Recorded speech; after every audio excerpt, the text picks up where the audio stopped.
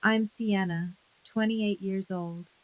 5 years ago, at my parents' funeral, my sister threw me a bank card, called it Charity for the Adopted One, then kicked me out of the only home I'd ever known. I felt so humiliated that I shoved that card into a drawer and never touched it. Not once. For 5 whole years. I struggled. I worked 2 jobs. I survived on instant noodles and cold apartments. Meanwhile, my sister lived in our parents' house, posting vacation photos from Europe. Then last week, I finally decided to go to the bank and cancel that card forever. The teller looked at her screen. Then she looked at me. Then she said one sentence that made my entire body go numb. Before I continue, if you enjoy stories like this, please take a moment to like and subscribe, but only if you genuinely want to hear how this ends. Where are you watching from right now? Drop your location and local time in the comments. Now let me take you back 5 years, to the day of my parents' funeral. The funeral home smells like lilies and furniture polish. I stand near the twin caskets, my hands clasped so tight my knuckles have turned white. Mom and Dad, gone. A drunk driver ran a red light 3 days ago, and just like that, gone. I was adopted as an infant. Richard and Margaret Thompson chose me, raised me, loved me for 23 years. They never once made me feel like I was anything less than their daughter.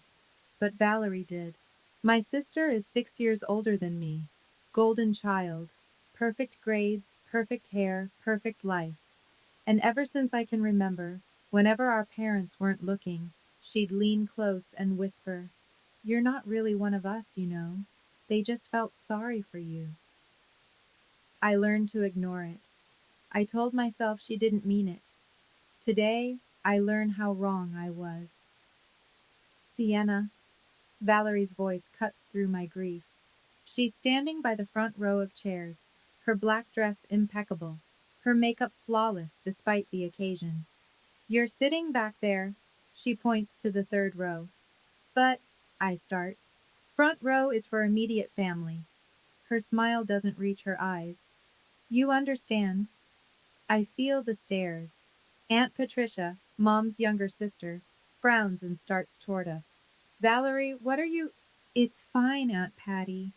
Valerie's voice is sweet as arsenic. "I've arranged seating according to the funeral director's recommendation. Immediate family first, then extended relatives." She looks at me when she says extended. Aunt Patricia opens her mouth to argue, but her husband tugs her arm. She gives me an apologetic look and sits down. I walk to the third row alone. The service begins, and I cry silently while strangers pat my shoulder and call me the poor adopted girl. I have never felt more alone in my life. 3 days after the funeral, my phone rings. "Miss Thompson, this is Harold Whitman's office. We're calling to confirm your attendance at the will reading tomorrow at 10 a.m. Before I can respond, Valerie appears in the hallway. She'd insisted I stay at the house until we sort things out. Now I understand why. "Who's that?" she asks. "The lawyer's office. About the will reading." Valerie takes the phone from my hand. "Hello? Yes, this is Valerie Thompson Hartley. My sister won't be attending." She pauses. "Because only legal beneficiaries need to be present. Thank you." She hangs up. "Valerie, I have every right to—" "Sienna." Her voice is patient, like she's explaining something to a child. "The lawyer said only people named in the will need to attend. You're not named.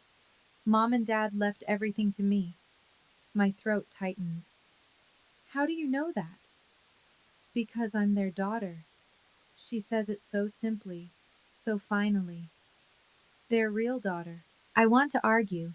I want to call the lawyer myself. But Valerie is already walking away, and I'm too broken to fight. The next evening, she comes home with a smile I've never seen before. Satisfied. Triumphant. "The house is mine," she announces. "All the investments, the savings accounts, everything. They left it all to me." I grip the kitchen counter. And me? They left me nothing? Valerie reaches into her purse and pulls out a plain white envelope. Inside is a single bank card. She tosses it onto the counter like it's trash. This had your name on it. Probably an old account they forgot to close. The lawyer said it's likely empty. She shrugs. Consider it their last gift to you, a participation trophy. I pick up the card. My hands are shaking. The next morning, Valerie stands in my bedroom doorway. You have 24 hours to move out. I look up from the box I'm packing. What? This is my house now, Sienna. Legally. I don't have to let you stay here. Valerie, please. I hate how my voice cracks. Just give me a week. I need to find an apartment. Figure out 24 hours. She checks her watch. Starting now. I spend the next hour calling everyone I can think of. Aunts, uncles, cousins, anyone who might take me in, even temporarily. The responses are all the same.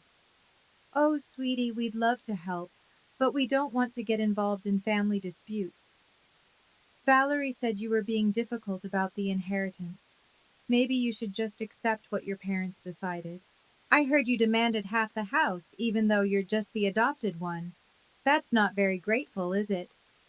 By the fifth call, I understand. Valerie has been busy. She's already told everyone her version of events, and they believe her. Aunt Patricia is my last hope. Ciao, Guy, she says softly. She always calls me that. It means niece in Vietnamese, something she picked up from a college roommate. I want to help you, I really do. But your uncle says we can't get involved.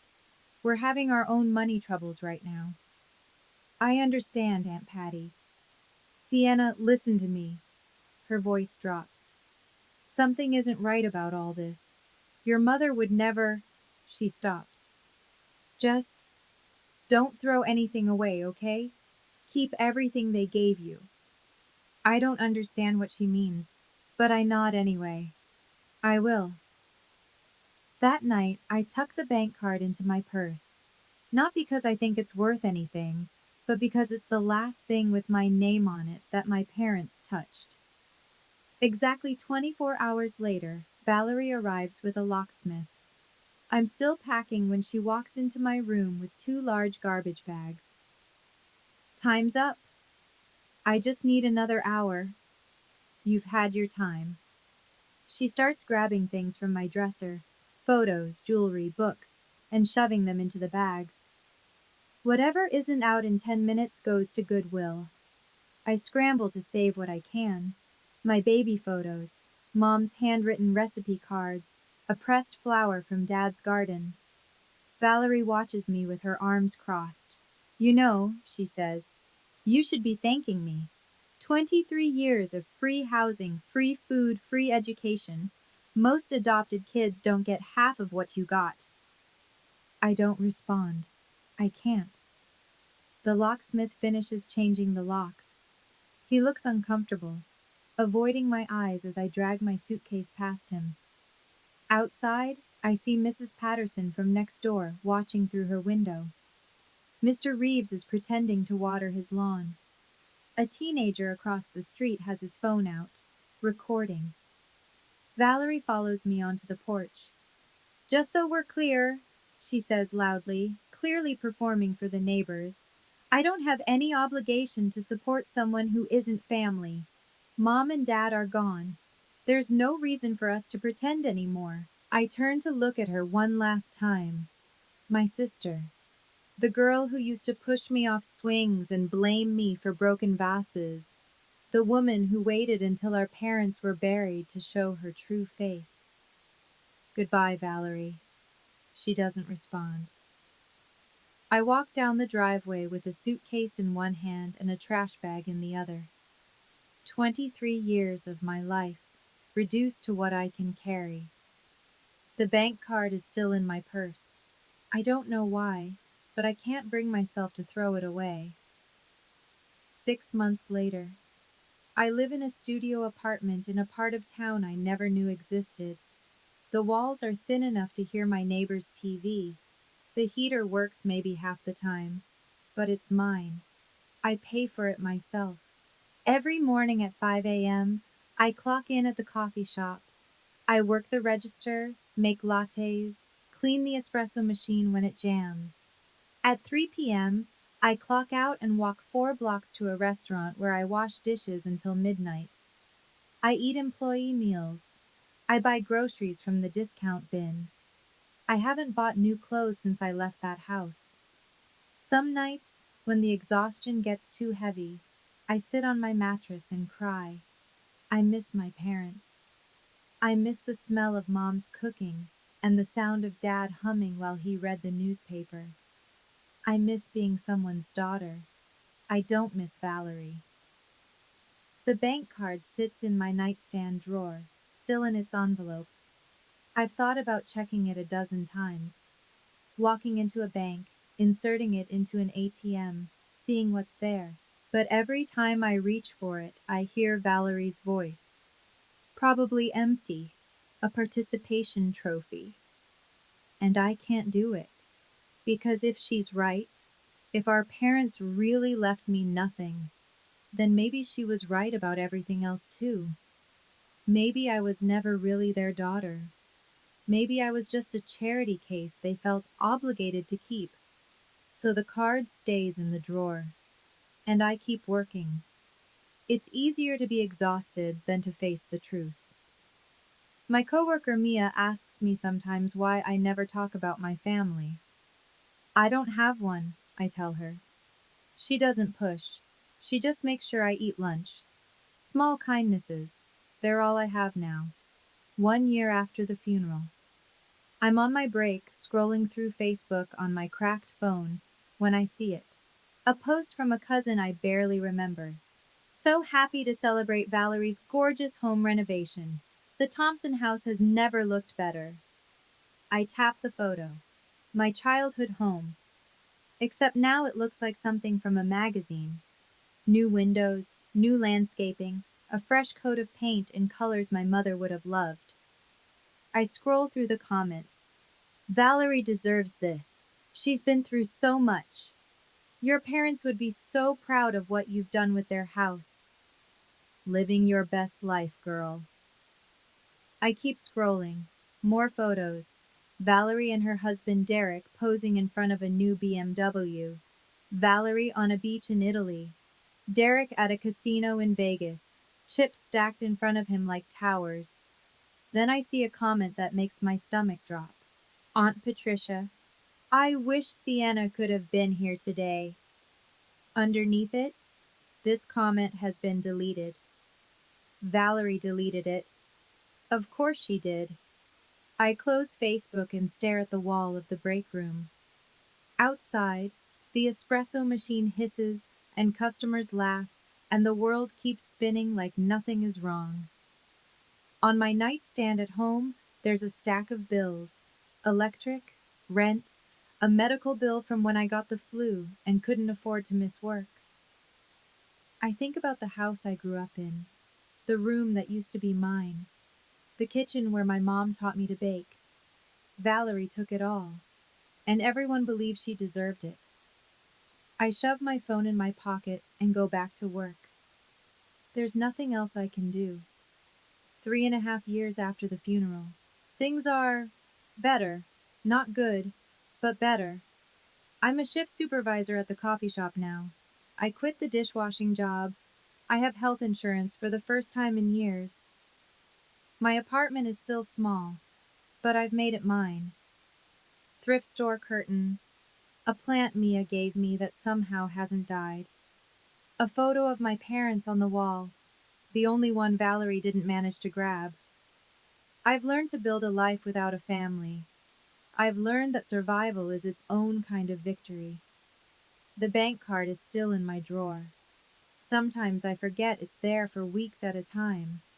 Other times, I catch myself staring at the drawer at 2 a.m., wondering. I never open it. Thanksgiving's coming up, Mia says one morning as we prep for the rush. What are your plans? Working, I say. Someone has to cover the holiday shift. She looks at me with that soft, careful expression she gets sometimes. You really don't have anyone? I think about Aunt Patricia's voice on the phone 3 years ago. Think about the deleted Facebook comment. Think about all the relatives who believed Valerie's lies without ever asking for my side. I have you, I say. And free coffee. That's plenty. Mia bumps her shoulder against mine. Well, I'm making a turkey this year. You're coming over after your shift.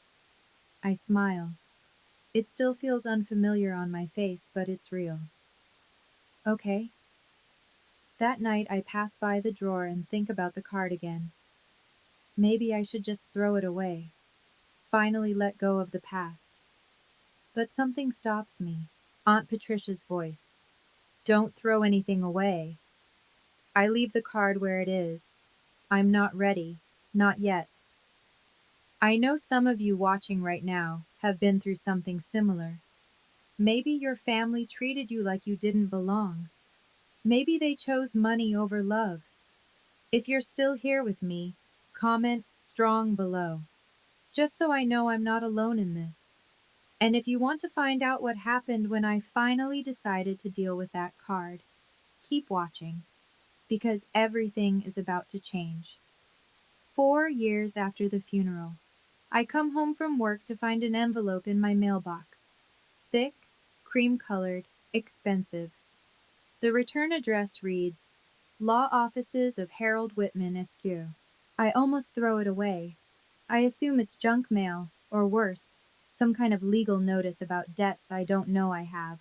But something makes me open it. Dear Ms. Sienna Thompson, this matter concerns the estate of Richard and Margaret Thompson. It is urgent that you contact our office immediately. There are time-sensitive issues regarding assets that were designated specifically for you. I have attempted to reach you through multiple channels over the past 4 years without success. Please call at your earliest convenience. Regards, Harold Whitman, Attorney at Law. I read it 3 times. Assets designated for me? That can't be right. Valerie said I wasn't in the will. Valerie said everything went to her. I crumple the letter and throw it in the trash. It's a scam. It has to be. 2 weeks later, I get a voicemail. Miss Thompson, this is Harold Whitman. I was your father's attorney and close friend for over 30 years. I've been trying to locate you since the funeral. Your sister told me you'd moved abroad and wanted no contact with the family, but I never believed her. A pause. His voice softens. Your parents loved you, Miss Thompson, more than you know. They made arrangements, special arrangements, to protect you. Please, call me back. I save the voicemail. I don't call, because if it's real, it means Valerie lied about everything. And if it's a lie, it means I'm still hoping for something that will never come. Either way, I'm not ready to know. The card stays in the drawer. The voicemail stays on my phone. I go back to work. 5 years after the funeral, present day. I'm cleaning the espresso machine when Mia runs into the back room, breathless. Sienna, you need to see this. She shoves her phone at me. It's a real estate listing website showing properties scheduled for foreclosure auction. One of them is my childhood home. Wait, isn't that your old neighborhood? Mia asks. You mentioned growing up near Maple Street. I stare at the screen. The house looks different now. Run down, paint peeling, lawn overgrown. Nothing like the magazine perfect photos Valerie used to post. How did you find this? My boyfriend's in real estate. He was talking about a property in your area, mentioned the owner's drowning in debt. Gambling husband, apparently. Lost everything. She pauses. The name's Thompson. I remembered you mentioning that was your family name, so... Thompson. Valerie Thompson Hartley. I scroll through the listing. Foreclosure due to mortgage default. Outstanding debt, $400,000. Auction date, 2 weeks from now. My mind spins. Valerie inherited everything. The house, the savings, the investments. How could she possibly have lost it all in 5 years? Then I remember Derek at the casino in Vegas. The chips stacked like towers. Of course. I hand the phone back to Mia. Thanks for showing me. Are you okay? You look pale. I'm fine, I lie. That night, I stand in front of my nightstand for a long time. The lawyer's letter, the voicemail, the bank card, the house where my parents raised me, where my mother taught me to cook and my father read me bedtime stories. It's about to be sold to strangers. Unless. I open the drawer. The card is still there, untouched for 5 years. Maybe it's time to finally find out what it's worth. The next morning, I walk into First National Bank for the first time in 5 years. My hands are sweating. My heart is pounding so hard I can feel it in my throat. I tell myself I'm just going to cancel the card, close whatever account is attached to it, cut the last tie to a family that threw me away. That's all. A woman at the service desk waves me over. Her name tag reads Grace Miller. How can I help you today? I place the card on the counter. It looks so ordinary. Plain white plastic with a chip and a number. I'd like to cancel this card, please. Grace picks it up, examines it, then types the number into her computer. She frowns, types something else, frowns deeper. Ma'am? Is something wrong? She doesn't answer. Her eyes are fixed on the screen, moving back and forth like she's reading something she can't quite believe. Could I see your ID, please? I hand over my driver's license. She studies it, then looks at me, then looks at the screen again. You're Sienna Thompson? Yes. Sienna Margaret Thompson? Born March 15th, 1998? Yes. My voice wavers. Is there a problem? Grace stands up abruptly. I need to get my manager. Please wait here. Wait. What's going on? Is the account in some kind of trouble? She pauses, her expression unreadable. Ms. Thompson, this card, it's not a regular debit card. Then what is it? She opens her mouth, then closes it, shakes her head. My manager will explain. Just please don't go anywhere. She hurries toward the back offices, leaving me standing at the counter with my heart in my throat and 1,000 questions I'm afraid to answer. What did my parents leave me? Grace returns with a middle-aged man in a gray suit. He introduces himself as the branch manager, but I don't hear his name. I don't hear anything except the blood rushing in my ears. Grace sits back down across from me. Her hands are trembling slightly. Ms. Thompson, she says carefully, I can't cancel this card. Why not? Because it's not a debit card. It's an activation key. Activation key for what? Grace glances at her manager. He nods. 5 years ago, your parents, Richard and Margaret Thompson, established a trust fund with our institution, a private trust, completely separate from their regular estate. It was designed to remain dormant until you personally presented this card at one of our branches. I grip the edge of the counter. A trust fund? Yes, ma'am. How much? Grace takes a breath. $5 million. The world tilts. I hear myself say, what? But the voice sounds far away, like it belongs to someone else. $5 million, Grace repeats gently, plus 5 years of accumulated interest. The total current value is approximately 5.4 million. That's not possible. My sister said, your sister was never informed about this trust. It was set up in complete secrecy. Your parents were very specific about that. Grace slides a sealed envelope across the counter. They also left this for you, to be delivered only when you activated the trust. The envelope is yellowed with age. My mother's handwriting on the front. For our daughter Sienna. We love you. I can't breathe. My parents didn't abandon me. They didn't forget me. They didn't love Valerie more. They knew. They knew exactly what Valerie would do. And they protected me anyway. I start to cry right there in the bank. And I don't care who sees. Grace hands me a box of tissues and doesn't say a word. I take my time. 5 years of grief, 5 years of doubt, 5 years of wondering if I was ever truly loved. It all comes pouring out in that sterile bank office. When I finally stop shaking, I open the envelope. Inside is a handwritten letter, 3 pages long. My mother's elegant script, my father's scratchy signature at the bottom. I read it slowly. My darling Sienna, if you're reading this, then what we feared has come true. We are gone, and Valerie has shown her true colors. We know our eldest daughter, sweetheart.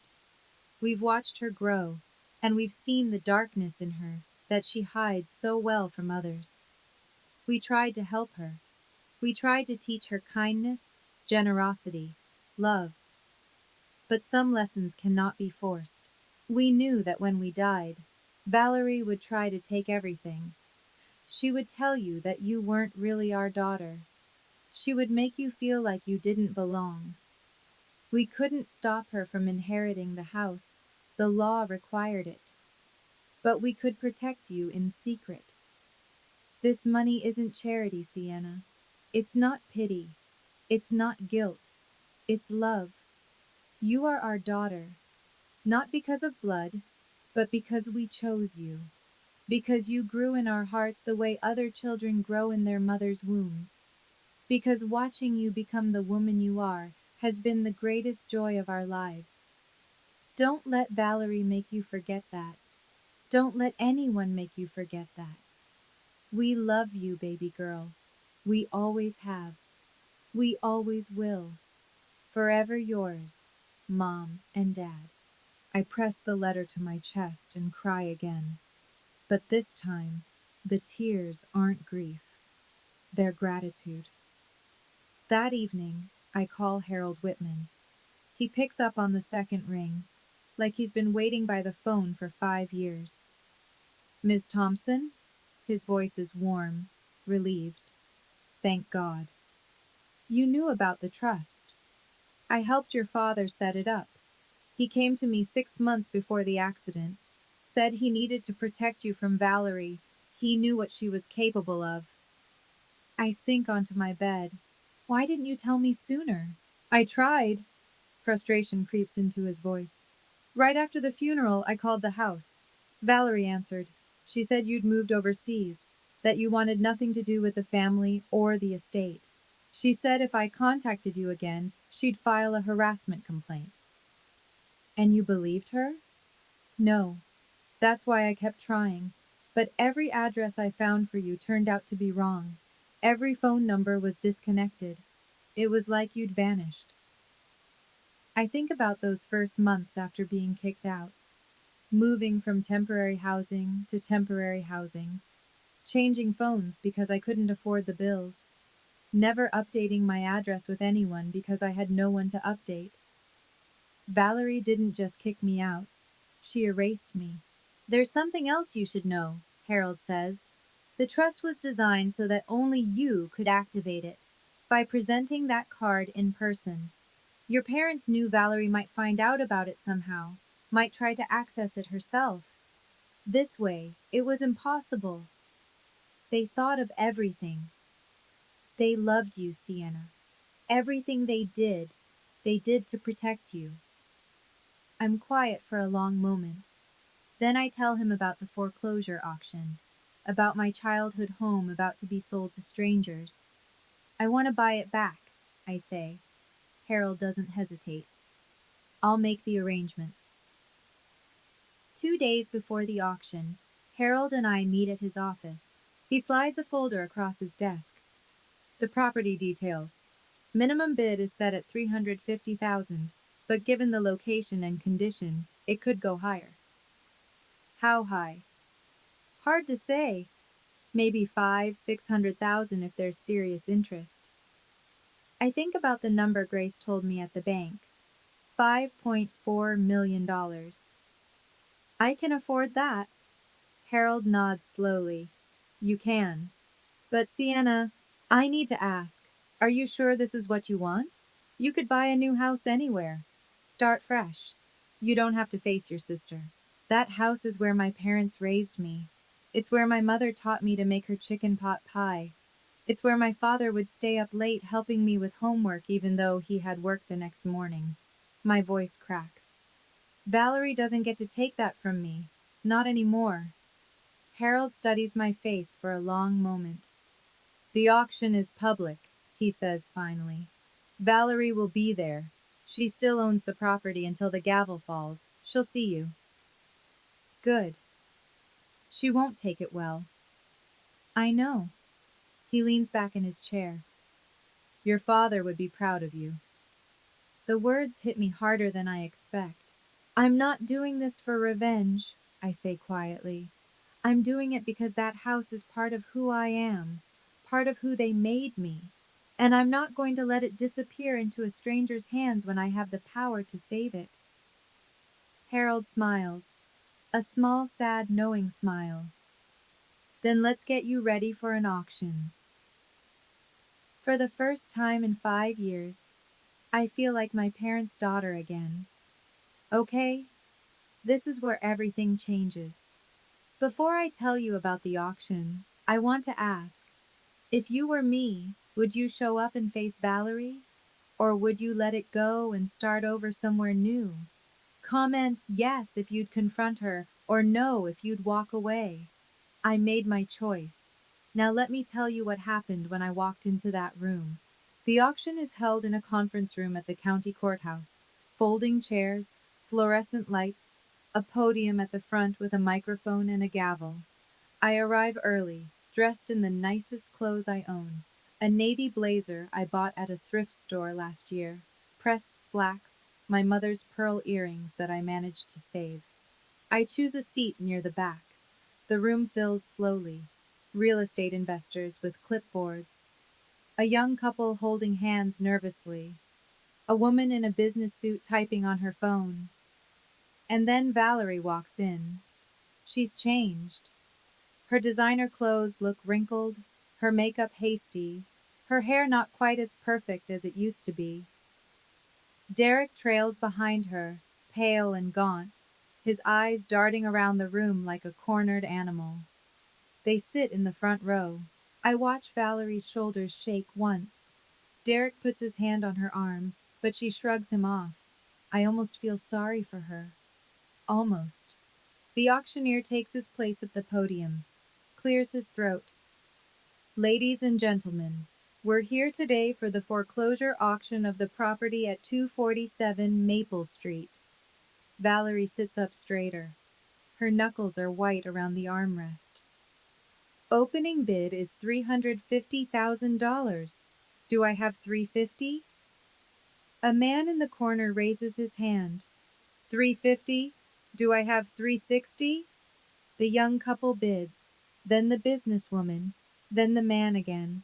The price climbs, 370, 380, 390, 400,000. Valerie is crying now, silently, her shoulders trembling. Derek won't look at her. I wait. The bidding slows at 420,000. The auctioneer looks around. Do I hear 430? I raise my hand. 500,000. Every head in the room turns toward me, including Valerie's. For a moment, the room is completely silent. Valerie's face goes through a dozen emotions in the span of 3 seconds. Confusion, recognition, disbelief, then something that looks almost like fear. Sienna? Her voice cracks. What? How? The auctioneer clears his throat. Ma'am, we have a bid of 500,000. Do I hear 510? A pause. The businessman in the corner shakes his head. The young couple whispers to each other, then sits back. 510? The auctioneer repeats. Anyone? Silence. Then the businessman raises his hand. 510? I don't hesitate. 600,000. A murmur runs through the room. That's well above market value for a house in that condition. People are staring at me like I've lost my mind. The businessman shakes his head. He's out. The auctioneer looks around one more time. 600,000 going once. Valerie stands up. Wait. Wait. She can't. You can't let her. Ma'am, please sit down. This is a public auction. But that's my house. My parents left it to me. The auctioneer's voice turns cold. Ma'am, this property is in foreclosure. You defaulted on the mortgage. It no longer belongs to you. Derek tugs at Valerie's arm. Val, stop. You're making a scene. Going twice. I meet Valerie's eyes across the room. She's crying openly now, mascara running down her cheeks. Sold to the woman in the back for $600,000. The gavel comes down. The room erupts in whispers.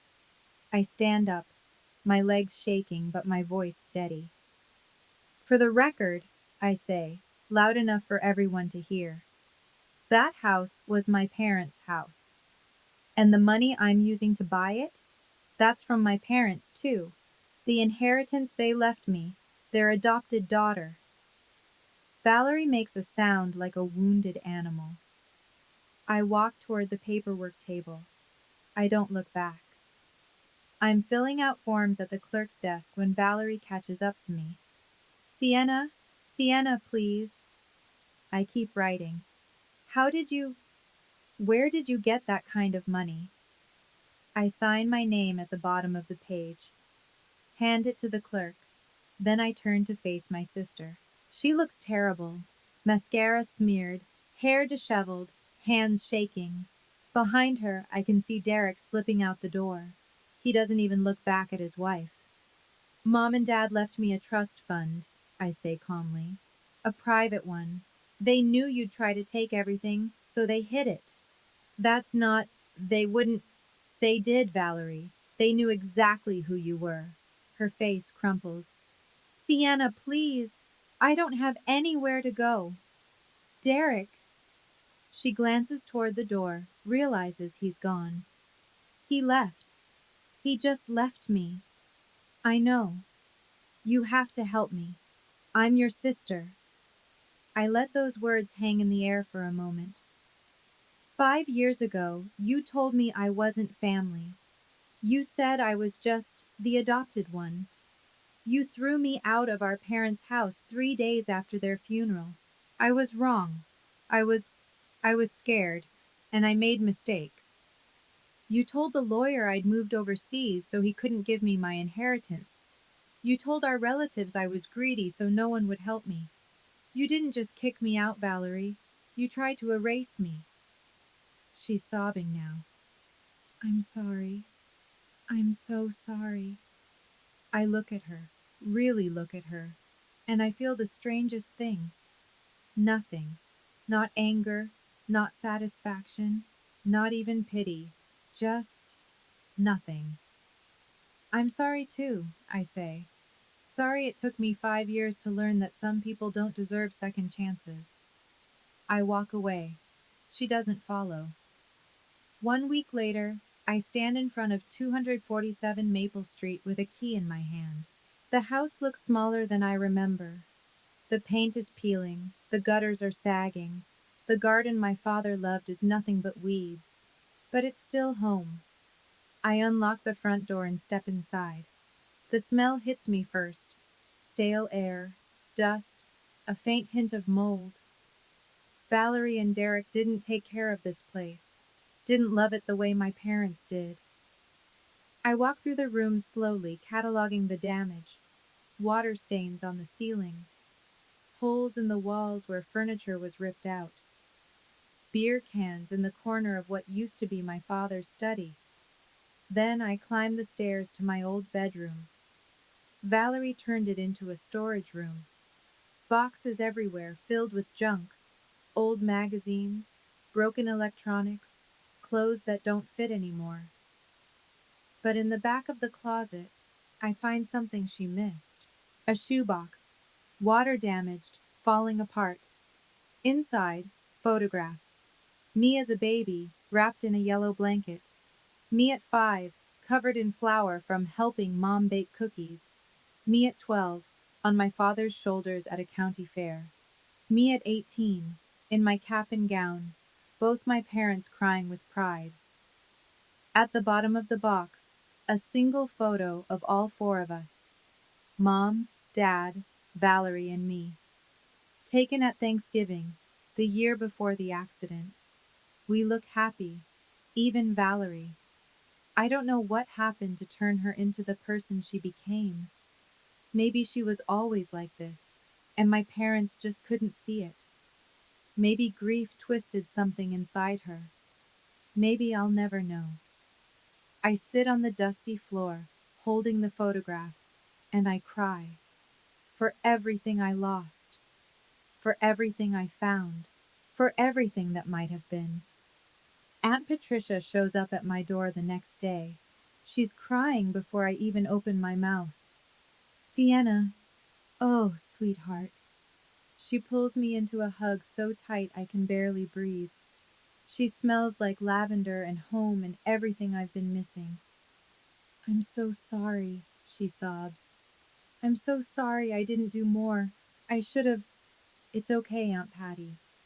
No, it's not. She pulls back, wiping her eyes. I knew something was wrong. Your mother would never have left you with nothing.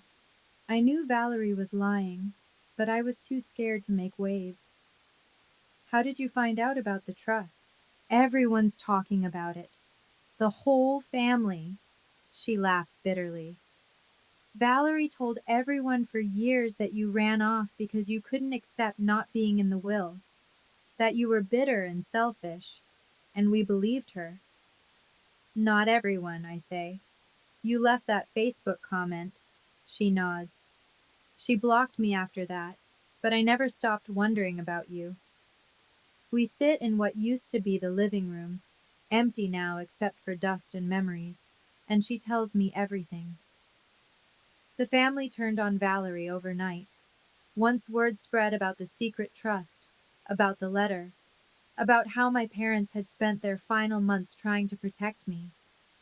Suddenly, everyone remembered the little things they'd noticed and ignored. Valerie at the funeral, making sure I sat in the back. Valerie telling relatives not to contact me. Valerie deleting comments, blocking numbers, spinning lies. She has no one now, Aunt Patricia says quietly. Derek filed for divorce the day after the auction. Her friends stopped returning calls. Even her in-laws want nothing to do with her. I should feel vindicated. Instead, I just feel tired. She did it to herself, I say. Yes, she did. 1 month after the auction, I'm in the backyard, pulling weeds from what's left of my father's garden, when I hear the gate creak. Valerie stands at the edge of the property. She looks hollow. Clothes hanging off her frame, hair unwashed, dark circles under her eyes that weren't there a month ago. Sienna. I stand up slowly, pulling off my gardening gloves. What do you want, Valerie? I need help. Her voice cracks. I have nowhere to go. No money. I've been sleeping in my car for 2 weeks. I'm sorry to hear that. Please, just let me stay here, just for a little while, until I get back on my feet. She takes a shaky step forward. I'm your sister. Please. I look at this woman, this stranger with my sister's face, and I think about all the things I could say. I could remind her of the night she threw me out, of the years I spent working double shifts just to afford ramen, of every lie she told, every bridge she burned, every chance she had to make things right. But I don't. because I'm tired of carrying her weight. No, Sienna, I said no. My voice is calm, steady. You're not welcome here, Valerie. Not because I want revenge, but because you've shown me exactly who you are over and over again, and I finally learned to believe you. You can't do this to me. I'm not doing anything to you. I'm just not saving you from yourself. She starts screaming then, curses, threats, promises that I'll regret this. I walk back to the garden, kneel down in the dirt, and resume pulling weeds. Eventually, her voice fades. When I look up, she's gone. I don't know if I'll ever see her again. I think I'm okay with that. 6 months later. The house looks nothing like it did when I bought it. Fresh paint. A warm cream color my mother would have loved. New windows that let in the afternoon light. A garden full of roses and tomatoes and herbs, just like my father used to grow. I did most of the work myself, learned from YouTube videos and helpful neighbors, made mistakes, fixed them, built something new on the foundation of something old. Tonight, Aunt Patricia is coming over for dinner. Mia, too, with her boyfriend. A few other people I've met along the way. My little makeshift family. Before they arrive, I hang one last picture on the wall. It's the photograph from the shoebox. Mom, Dad, Valerie, and me. All of us together, one last time. Aunt Patricia notices it when she walks in. Why did you keep that? She asks softly. After everything she did? I look at the photo, at my parents' smiles, at Valerie's hand on my shoulder, at the family we used to be. Because it reminds me that things don't have to be perfect to be real. My parents weren't perfect. Valerie wasn't always cruel. And I'm not going to pretend the first 23 years of my life didn't exist just because the last 5 were hard. I turn away from the photo. But I'm also not going to let the past control my future. I choose who gets to be in my life now. I choose who deserves my love. Aunt Patricia squeezes my hand. Your mother would be so proud of you. I smile. I know. That night, the house fills with laughter and warmth and the smell of good food. For the first time in years, it feels like home. And I know, finally, truly know, that I am exactly where I belong. And that's my story. Thank you for staying with me until the end. It means more than you know. If this touched you in any way, drop a comment below. Tell me what you would have done. Tell me if you've been through something similar. I want to hear your stories too. Like, subscribe, and hit that notification bell if you want more. And check the description for more stories like this one. Until next time.